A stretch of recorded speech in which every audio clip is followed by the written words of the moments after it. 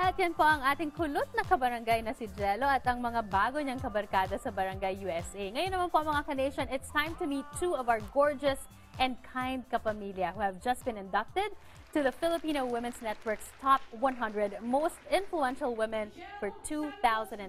Mga ka-nation, please welcome Anchor of Balitang America, Ms. Jel Santos Relos, and our Director for Public Relations dito po sa ABS-CBN, Nerissa Fernandez. Hello, ladies. Congratulations. Thank you. Thanks. So what did it mean to you personally when you got that message na, okay, you're one of the top 100 women for 2009?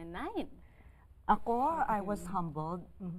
I was humbled, and also it was a good time of reflection for me. Kasi parang napakalaki nung title, di ba, Nerissa? It is. Influential Women. And so, while we are really honored to receive that, parang have I really done enough, and what more can I do to deserve this honor given to us? So it was more a blessing and a challenge. Exactly. Nerissa, how about you?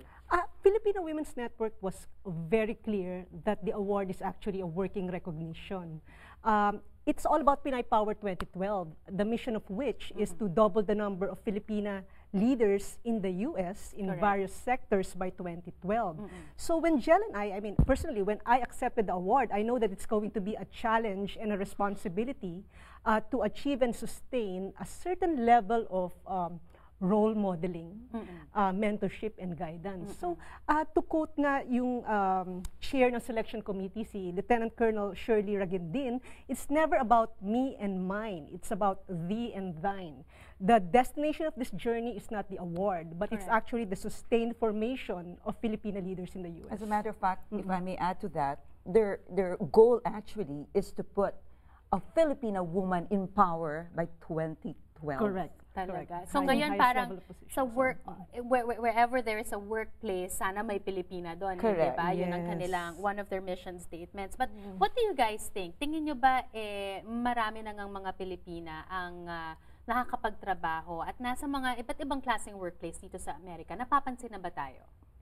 Di ba, Nerissa, nung nandun tayo at mga kapamilya, nakita po natin yung pamamayagpag at leadership ng mga Pilipina sa larangan ng politics, sa larangan ng business, sa larangan ng edukasyon, sa media, di ba? Whereas before, pagdating ng mga Pilipino dito, hindi po lang makapagtrabaho, palaging nasa bahay lamang, hindi ba? So we really see the growing influence of Filipino women here in the United States. And that's very inspiring.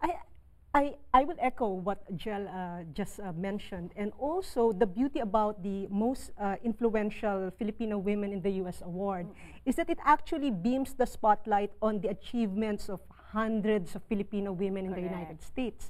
So, hindi lang tayo napapansin. Ang importante, napapansin natin. If this is exposed to media, then we stop becoming invisible even to ourselves. Correct. Alam niyo po mga ka-nation, si Nerissa po at saka si Jel, dalawa lang po sila sa 4 kapamilya dito sa Amerika na nagawaran ng ganitong klaseng award. Kasama na dyan ang ating News Bureau Chief na si Jing Reyes at of course, ang minamahal nating si Mito Santisteban ng ABS-CBN Foundation.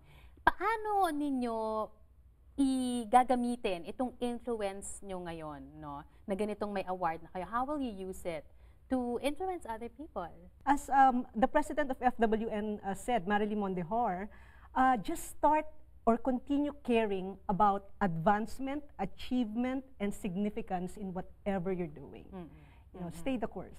Maraming salamat, Jel, Nerissa, at dumaan kayo dito sa ating paboritong tambayan sa telebisyon. Ngayon naman, again maraming salamat. Truly an inspiration kayong dalawa, and all the best to you. Thank you. Ngayon naman mga ka-nation, lumipat tayo sa pagkainan ni JC at tingnan natin ang mga nakahain sa ating lasang Pinoy.